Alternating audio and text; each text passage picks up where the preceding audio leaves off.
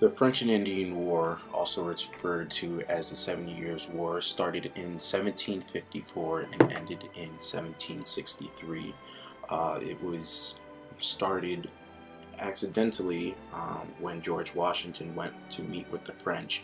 One of the Frenchmen went to hand a letter from the French commander to George Washington, and instead, the Half King, who led the Indians, sank a hatchet into his skull and ripped out his brains. Um, then George Washington fled and basically built a, a fort, a temporary fort for them to stay in until reinforcements came and basically kicked off the start of the French and Indian War. Um,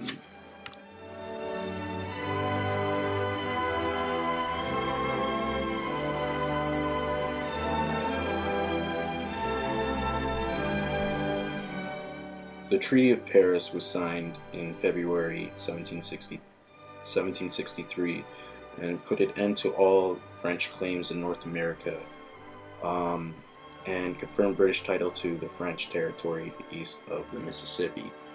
Um, After generations of inconclusive imperial wars, British North Americans found the victory almost impossibly grand. The post-war expectations of the the colonists versus England was polar opposites. The colonists expected that there would be lower taxes, um, that they would have access to fertile lands, and they felt that they would be on the same grounds as of citizens that lived in England, and they would be treated equally. Um, on the other hand, the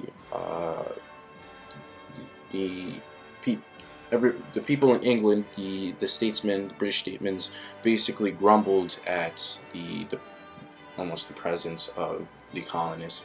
Felt that they were a burden and that they should be the ones paying for the war, since technically they are the ones who caused the war. Um, so they will be taxed, and they felt that the colonists would be more compliant to whatever England had to offer, and that they would be good English citizens. With these opposite expectations, this would lead to future conflicts between both countries.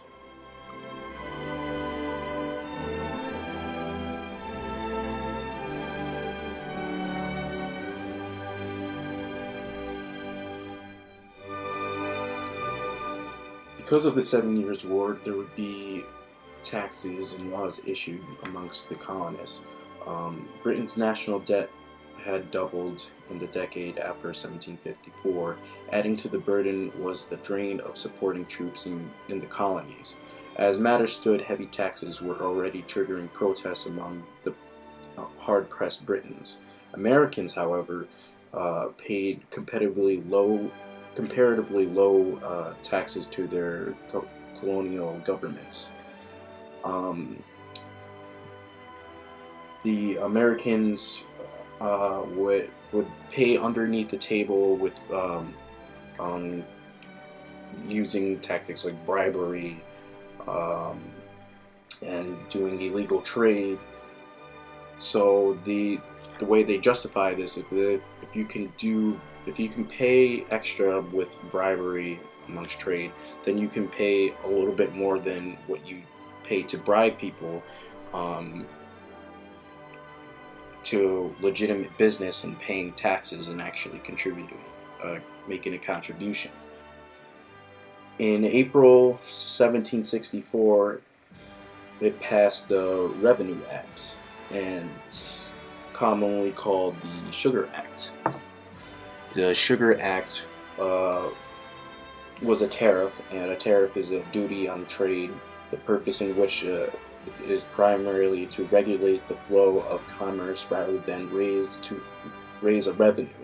Um, tariff actually lowered the duty on foreign molasses from 6 to 3 pence a gallon. This time, however, the tax would be collected vigorously. They would make sure that people weren't smuggling, and violators would be tried in courts. And it was far harsher than the colonial courts.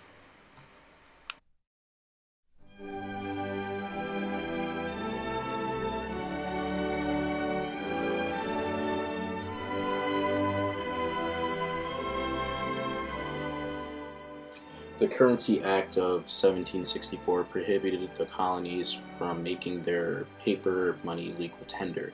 That prevented Americans from paying their debts to British traders in currency that had fallen to less than its face value. This basically contributed to the cost of keeping British forces in America. In March 1765, Parliament passed the Stamp Act. This was taxes on legal documents, custom papers, newspapers, almanacs, college diplomas, playing cards, and dice.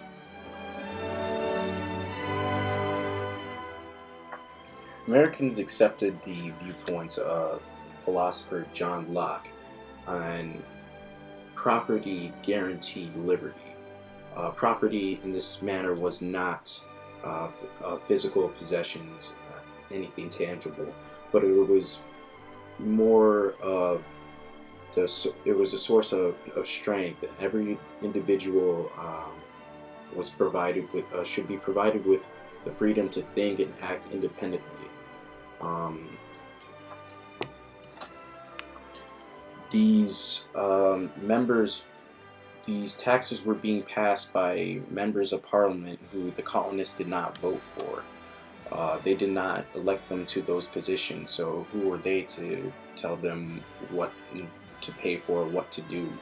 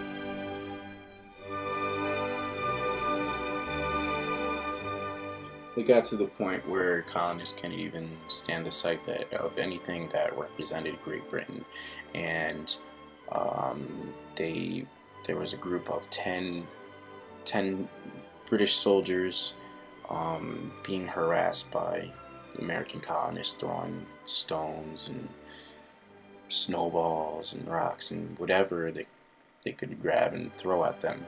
And they were, of course, nervous because there's a lot of them. And eventually, one of their soldiers retaliated and shot back at the colonists, and they all began shooting. Which this event was called the Boston Massacre, which took place in 1769.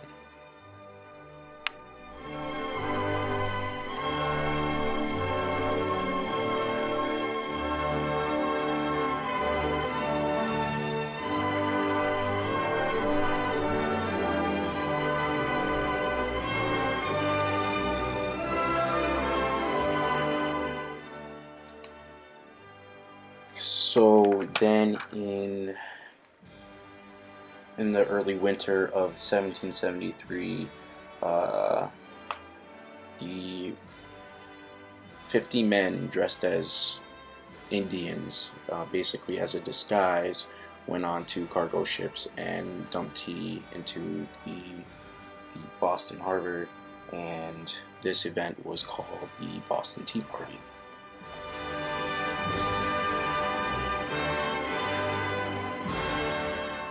Finally, in April of 1775, the Battle of Lexington and Concord took place, and in some sense this would be the first battle of the Revolutionary War. And now in this next part of the video, we're basically gonna ask random people questions about what year did the Revolutionary War start, and what events led up to it, and what started the American Revolutionary War.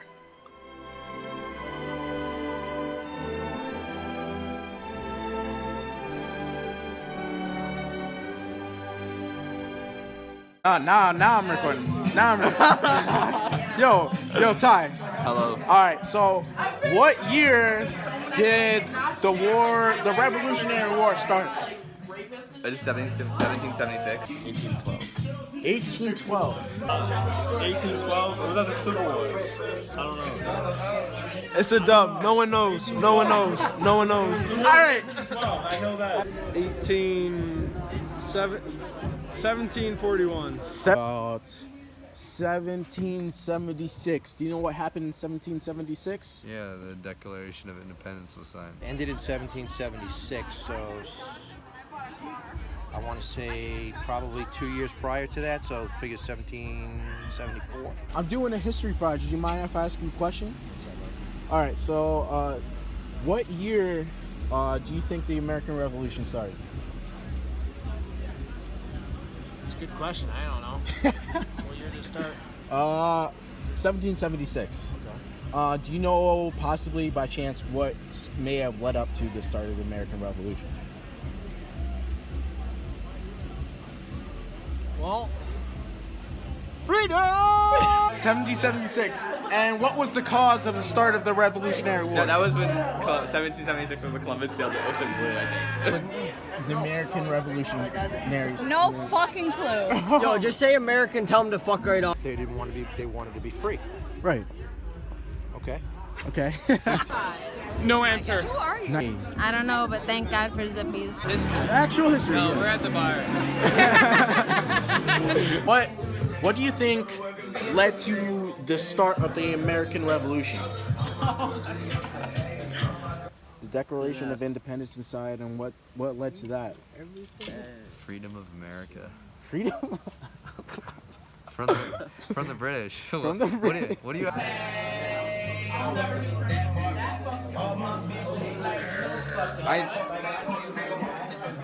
Isn't that how it goes? That was the slogan that they used. Yeah.